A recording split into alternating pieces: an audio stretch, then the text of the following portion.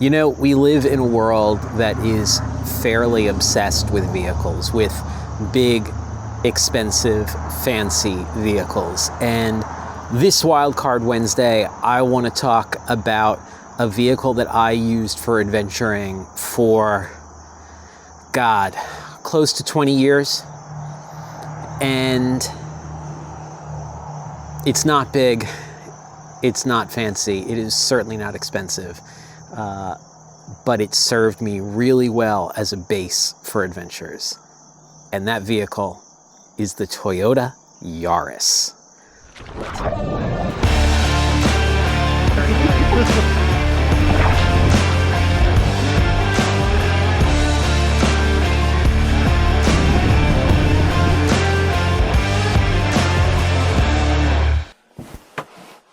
Welcome back, everyone. The Toyota Yaris. That's crazy talk.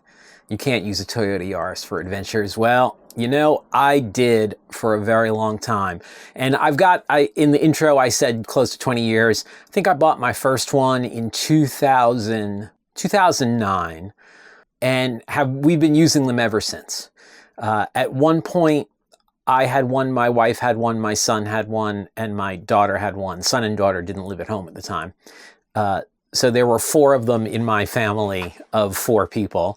And all of us used them for adventures. My son used his as a base of mountain biking operations. My daughter used hers as a base for backpacking expeditions. And so the vehicle, severely overlooked, had some amazing advantages, right? So for adventures, we all want the cool vehicle. I'm guilty of it too. Look at my van. Not particularly expensive, this van, but big, and you could argue fancy. It's got a Mercedes logo, right? But the Yaris came in for me at a time when I didn't have any money, but needed a vehicle to get around. And it was inexpensive to purchase, inexpensive to maintain, inexpensive to fuel. It got like 38 miles to the gallon. Good roof rack options, so I could put stuff on the roof. I chuckle every time someone says, oh, I've got a small car, I can't put a kayak on the roof. I put 3 kayaks on the roof of a Toyota Yaris sedan and drove to Alaska. So I drove it to Alaska twice. It's been to Maine. It's been all over the country to do trips.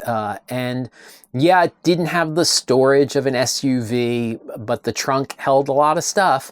And I slept in the driver's seat many a night.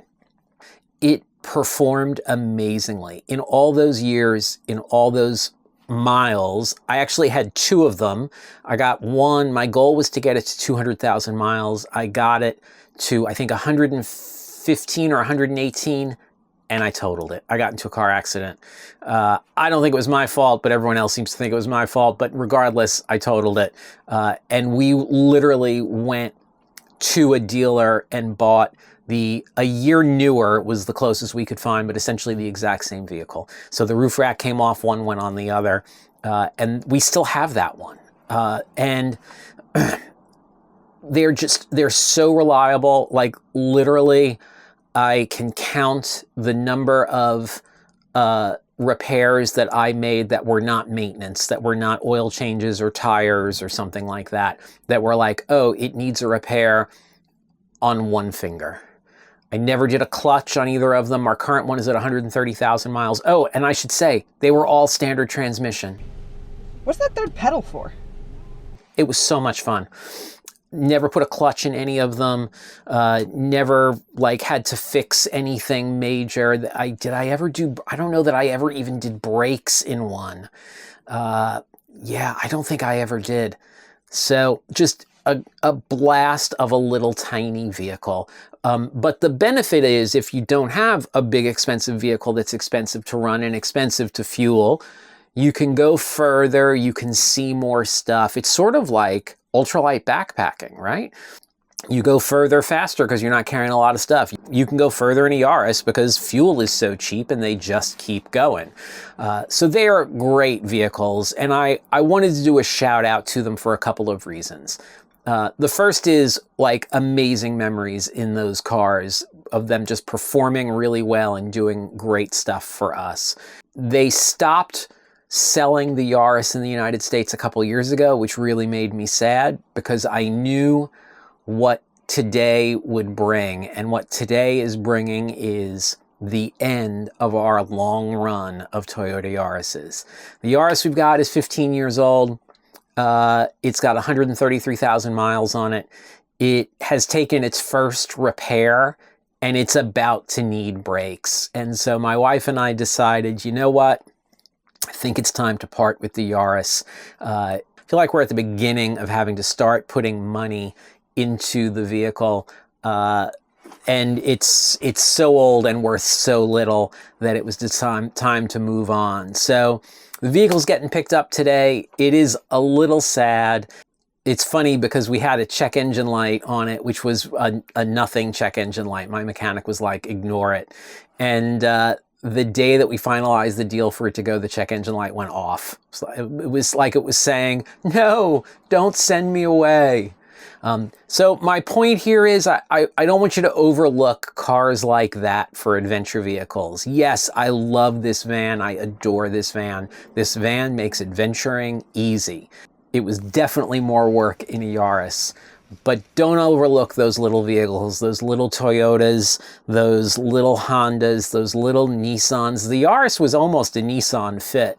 Would have been a great basis for kayaking. And I'll also tell you, Toyota Matrix was in the running, but was too expensive. Toyota Matrix was too expensive. The thing about the Matrix as a base for kayaking, you can sleep in it in the back because it's a hatchback. You can sleep in it. It's long enough for, at least for me, to sleep in. And its longer roof makes it great for kayaks. So if you're looking for a vehicle, pick up a Matrix. Don't overlook those little tiny vehicles. They'll work well for you. They're easy to maintain. They're inexpensive to maintain. They're fun to drive. Yeah, so a little melancholy today. This is your Wild Card Wednesday, and boy, was this a wild card. So I just wanted to throw it out there. Enjoy those little cars. I'll see you on the road, I guess, on my way to the water. See you outside.